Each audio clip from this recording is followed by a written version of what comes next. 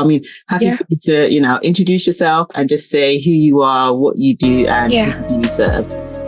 Yeah. So my name is Eniye, and I am the founder of Beame. So Beame is the world's first reapplication SPF that helps to reduce stressed out skin. And yeah, I'm on a mission to kind of create a product that it's easy to reapply. It's white cast free, so that a lot of people of color or Black people can wear the sunscreen. So yeah, that's kind of what we're on a mission to do, as well as help people with stressed out skin, because I'm a very stressy person, and when I'm stressed, it looks like I'm really stressed on my skin. So that's kind of like what we are really trying to do.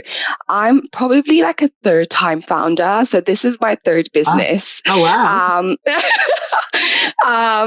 But my first business, I'm not even sure if it really counts. My first business I started when I was in like school. I was 17, and I was basically like selling my clothes, and I started like a website. My uncle got involved. He ran like Facebook ads for me. Oh wow. That's good. That's 17. Yeah, he was really into it. He really helped me, and it was great to have like a support system, even when I from like a really young age. Like they could see like my vision and like what I really wanted to do. So that was like I would say one of the best like building blocks is for me as a founder, to kind of have already people really backing my idea and helping me along the way. My second business was started in the pandemic. So it was called Blood Box, and it was a menstrual cycle subscription box for people with periods every month. So we would send them a box full of the period essentials, as well as products to help them get through their menstrual cycle, because people only thought that when you have your period, it's just your period, but there's so many like phases of your menstrual cycle. So we kind of wanted to educate people to kind of enjoy that, and also learn more about their body and how that worked. So that was my second business. And then now I'm on my third business, which is Beame. And yeah, it's been a whirlwind kind of creating it. And Beame really started off with me being, like I said, stressed. And it was stress from me trying to work my full-time job and also build Blood Box, which was very challenging. It was very exciting.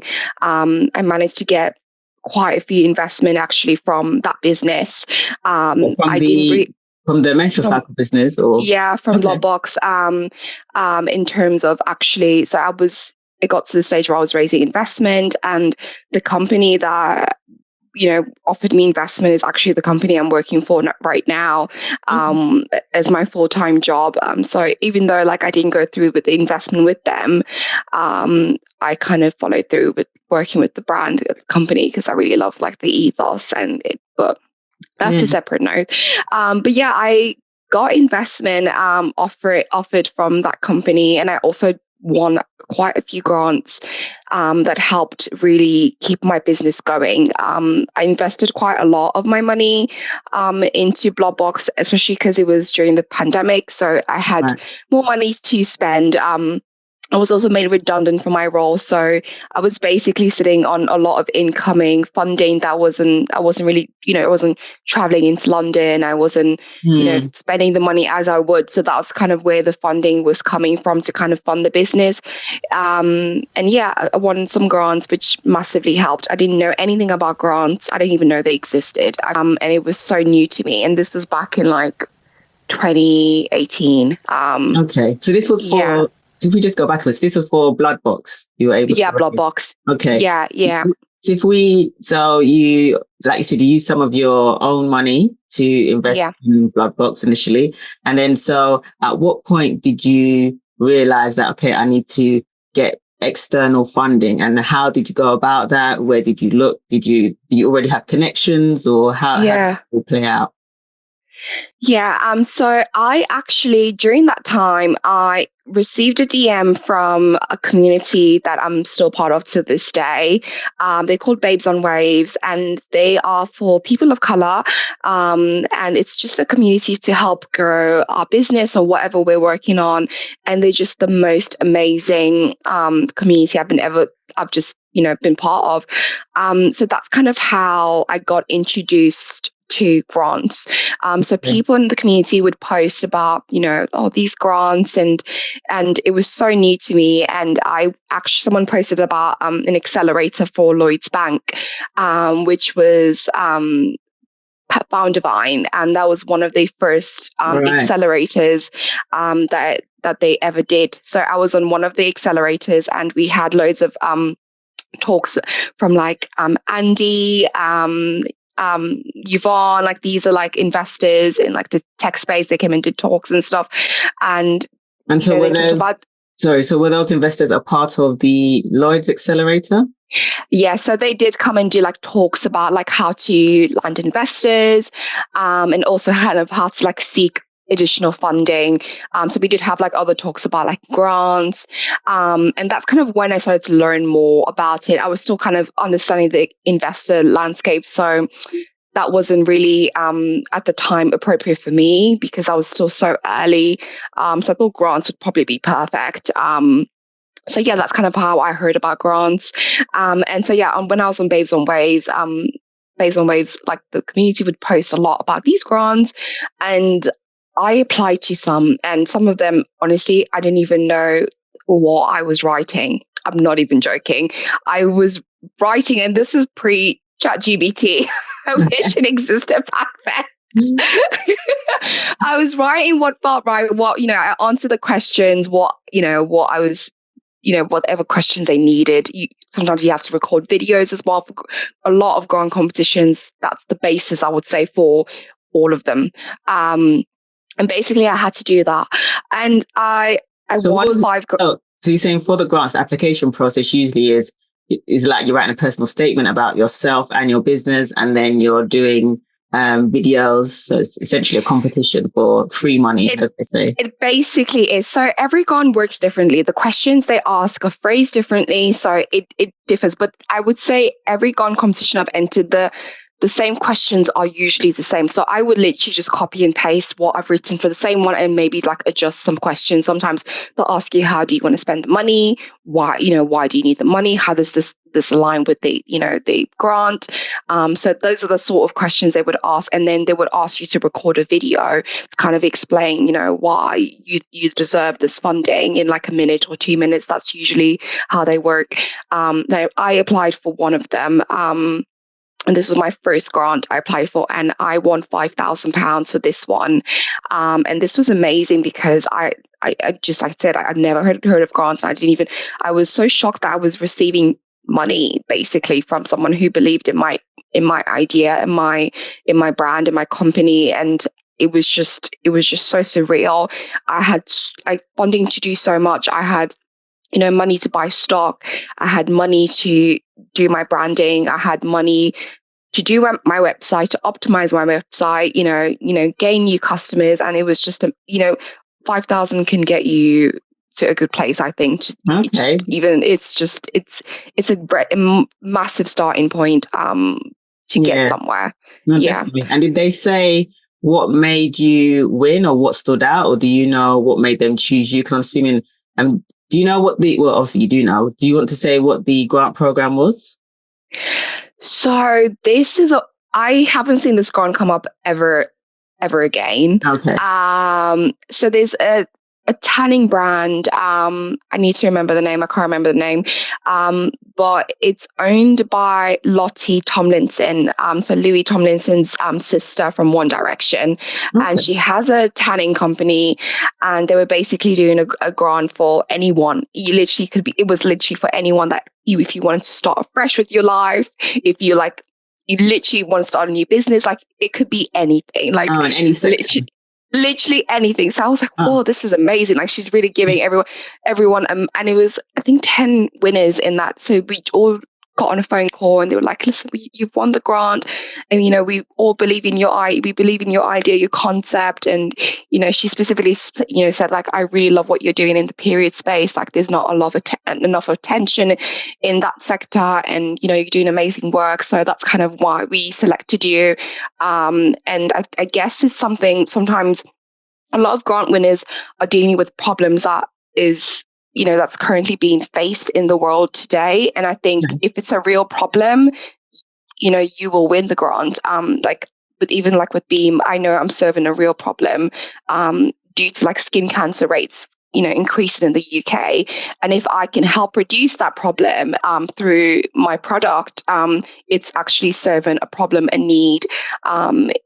So I guess it's just tying back to like, is it actually a problem? And that's even just for starting any business. Like, is it actually a problem? Do we need does your customers really need the product? You need to kind of think about that. So I guess that's how you do win a grant, by tackling the actual problem and in the world today. So you stand out. Yeah, no, definitely. So for Bloodbox and for Beame, separately, how much money have you raised, whether that's grants or any type of, venture capital funding?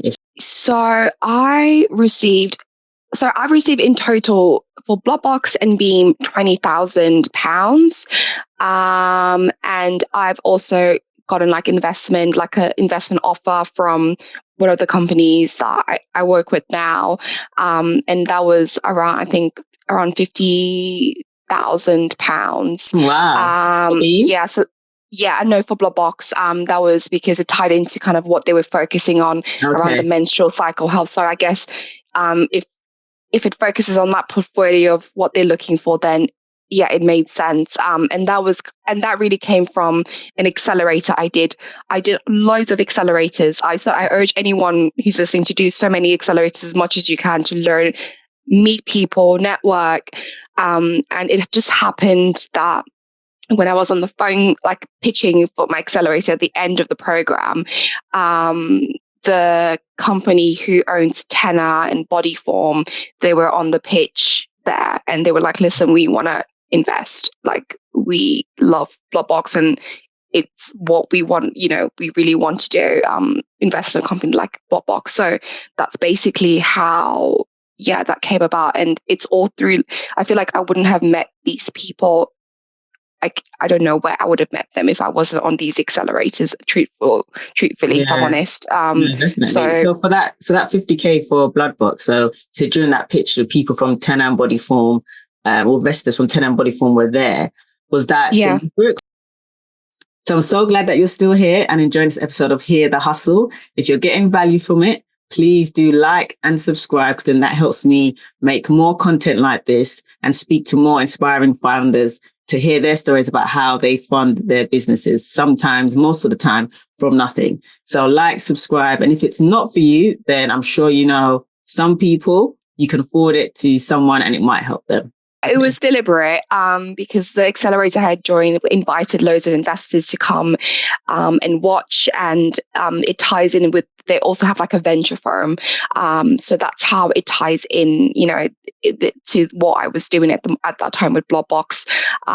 So yeah, accelerators are probably the most thing that's helped me network, meet more people, learn about even new grants, and it's just been all about really getting that information from all these places. Sure. And so for those who don't know, what is an accelerator program? So an accelerator program is usually, I don't know, it's like maybe like a short period of time, or I don't know, depending on how long they want to put it for, where like professionals, experts kind of put you in a group situation with loads of other founders and entrepreneurs to help you achieve like your business goals. So they could also possibly give you funding. Sometimes they give you funding, and which is probably how I've gotten some of my funding. They give you access to the network. So it could be investors, it could be experts in your field.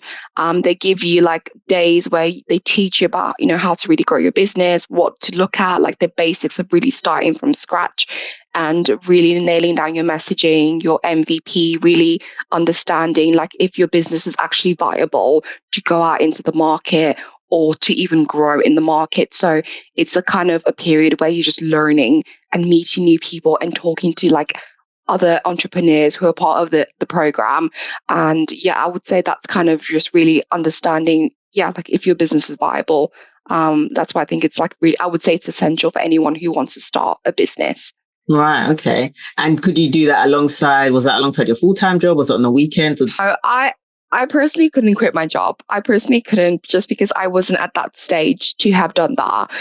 There was plenty of people on my accelerator that weren't working. I'm not sure what they were doing, or maybe they just had fun. I'm not sure. But I know that I had to work. So I would have to take holiday off, if I need to be there. So it was a lot of, and that accelerator I had was for 3 months. And it was very interactive. And sometimes I would even have to wake up a lot earlier just to do some work and, get it done. So it was just a lot of catch up.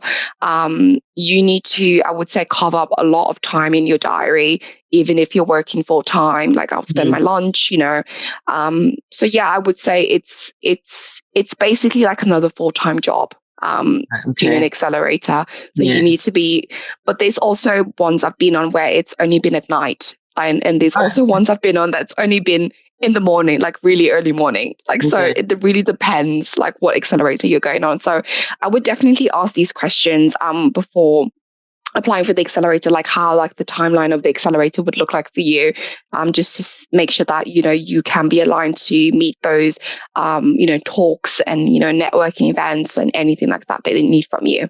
Yeah, definitely. And can you recommend any accelerators? Do you want to say any accelerators that you went on that were obviously beneficial that you can remember?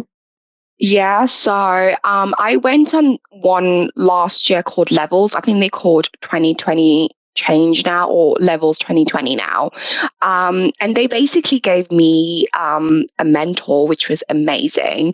And I've never been on an accelerator where I've gotten like an actual like mentor to help me with my business that, and my mentor was amazing. And I still speak to my mentor today. I, see my mentor is even like a friend at this point, because they've helped me so much. And it's been just life-changing what value someone else can bring, when out looking outside in from your business. They don't know your business well. So it's good to have like a very different overview of your business, but also getting some really helpful like next steps. And they also gave you like they did like classes like every like 2 weeks. So you would come into London, and that was like at night, like around like 5-6. So it was actually really great because I'm working full time, and I could just finish work and go afterwards to the accelerator and learn, and then kind of talk about what I can do with my mentor afterwards. And it was like a really good balance, and also great value. And then at the end, you can obviously, if you get to a point, you can pitch for to win some funding, which is I think 2,000, I'm not sure. But yeah, you can pitch for funding, so which is quite great at the end. So yeah, I would recommend that one. And for any like femtech, so if you're in the femtech, like menstrual, like hygiene, like for women, I would say Femtech Lab. That's the one I went on for 3 months and was amazing. Okay. I've heard about them. Yeah, they're absolutely great. And so that's one I would highly recommend if you're a femtech business. Femtech Lab, they took a percentage. They took 5% of my business, and to me, it didn't matter that much because they were giving me 3 months of value, their network, and I had already seen other founders in the previous cohort really do well. Like really, they raised millions, and that's like amazing. Like the brands that that were in the cohort were Sisters, and there's another company called Unfabled there who are just amazing. So they have really powerhouse femtech brands that did the cohort. So like I had such major belief in giving them 5% of my business. But I've not done that for any other accelerators at all. So I would say probably the only one to have done that. And how much did they give you? No, that they did not give us any funding at the end, but you could there was like I think at the end, if you like, I think if they give like awards and people do win funding, but I did not win any funding for that. But there are people, I think 3 people that won some funding, I think maybe like 5,000. Yeah, I would say that maybe that was the amount, but you can win funding at the end. I definitely did not win that because I was struggling. I'm not going to lie, because I was working full time and trying to do the cohort, and it was really challenging. So that's one thing I would say about doing these things. You kind of have to it's either you really like learn from what the cohort is giving you, or your aim is to like win the money. Like, do you like, it's a really hard balance. Okay. So yeah, it's really hard when you're working full time, but yeah, it was good though. And I just did one maybe like last year called Founderland. And that's for like people of color. They're based in Berlin, so there was an hour difference. So when it was 9 o'clock, I was starting my sessions at 8 in the morning. But it was great because I could do that, then go to my full-time job. So I didn't feel like he was compromising anything. Even and though that was great. Berlin, they were accepting people from another country. Oh yeah, they're all around the I would say Europe, I think, I believe, which is great. And then at the end of it, I got to go to Berlin and pitch to investors. So that was my first pitch. And you didn't have to pitch in German, did you? No, I can't. But then they gave me my first grant for Beame. That's how I created my first formulation with that funding they gave me. How much was that? That was €2,000, and I think that maybe when you change that, it's like £1,600. But yeah, that's basically my formula money. So yeah, it gave me like a really good starting point, just to get started. Yeah. Then I also won a grant that was, I think, £11,000 from UN Limited. They're like an organization that helps like social impact entrepreneurs, and that was for Bloodbox.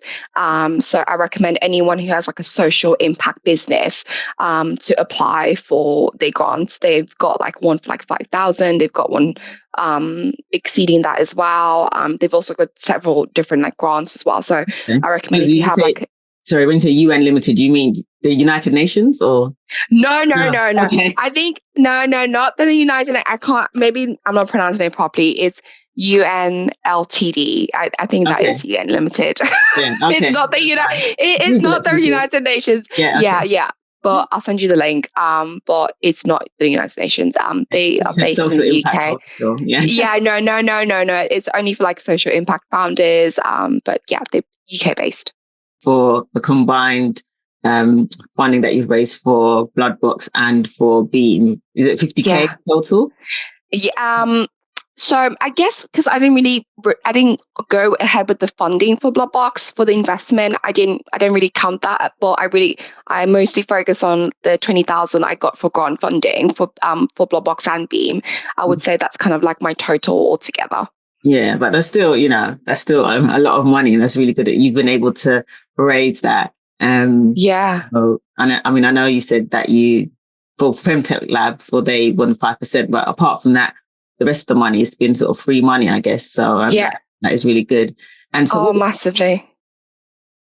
So I'm so glad that you're still here and enjoying this episode of Hear the Hustle. If you're getting value from it, please do like and subscribe, because then that helps me make more content like this and speak to more inspiring founders to hear their stories about how they fund their businesses, sometimes, most of the time, from nothing. So like, subscribe. And if it's not for you, then I'm sure some people, you can forward it to someone and it might help them.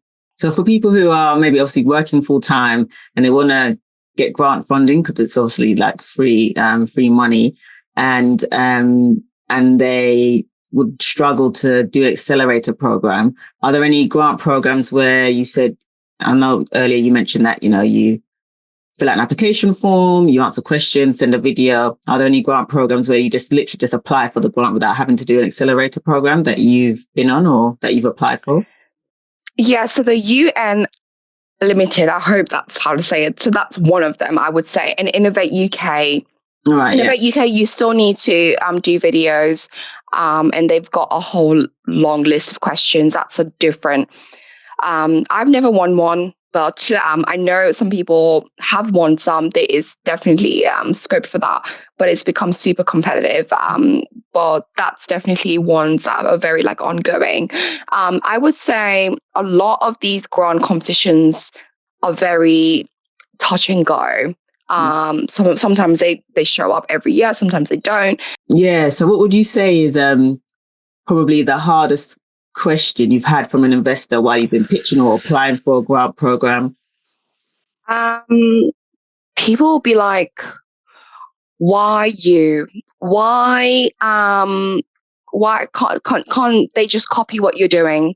And that question always like, I'm just like, what do you mean?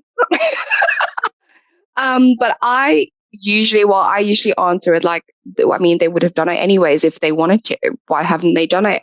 I've already built the business. I'm serving the problem. It's, someone doing something that you're doing, doesn't make it the same thing. You actually have the problem. So you have personal experience. You can tell your story. You can execute it the way, you vision it, but they can't see it that way. So that's how I usually answer the question.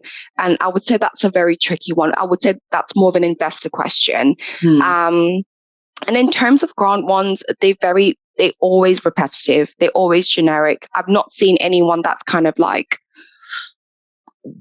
you're like, wow, like I can't answer this question. But one question that really, I would say I didn't do well in my Innovate UK one is the risk register.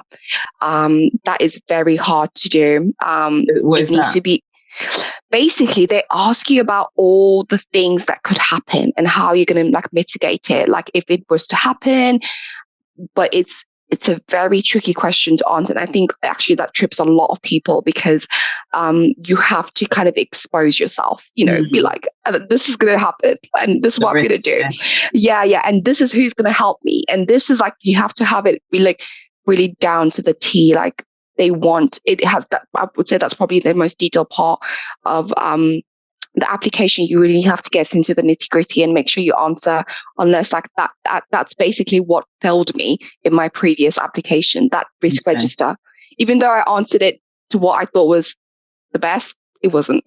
No, and I guess it's also maybe explaining how you're going to mitigate that risk, and if they think, okay, this mitigation is sound, or this could be it's acceptable. Yeah. Did they give you any feedback then?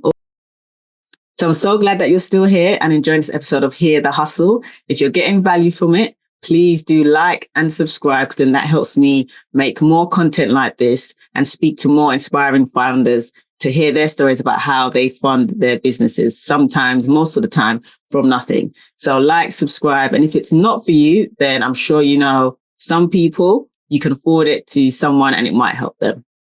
This is the second Innovate UK application I did, and I didn't score as high as the first one, which was for Blockbox. And then I basically went and got all that information, feedback they gave me, and I used it for Beame, and I scored more higher. So I'm guessing the next one has to be higher than my previous one.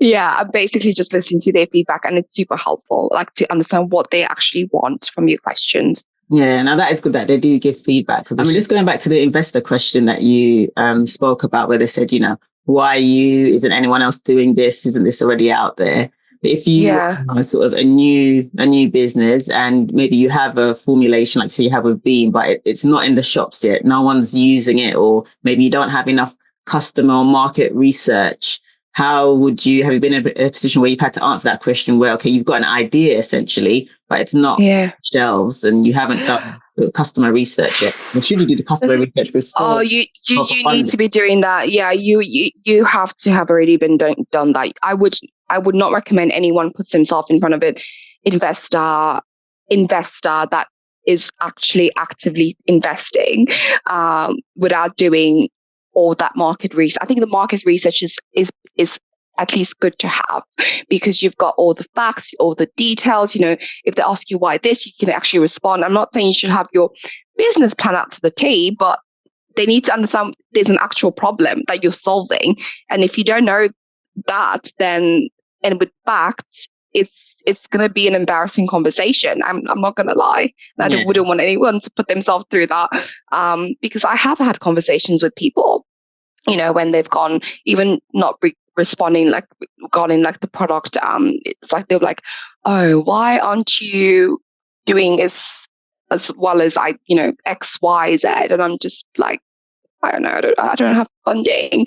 And they're like, no, but you can get funding. So like, I think really kind of making sure you're prepared for any kind of like business like interaction with someone who's an investor, I would say, because they could be investing in you, they could be introducing you to other investors. And I think kind of really laying the ground that you understand your problem and you understand your business is just sees you as an expert already in their eyes, I would say.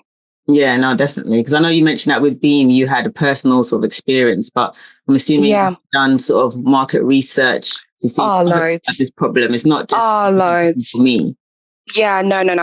I did a lot of research before. I mean, it came from personal experience, but I did tons of research. Like I still do research, and I just literally built like a research bank at this point. But I constantly do research, and I think that's massively what's helped me back up my idea, as well as even just speaking to like potential customers, not just with like research from the internet, like actually speaking to my potential customers and getting insight into what they're doing and why it's an issue. And I think that's what you really need to understand before creating a business or an idea or anything like that.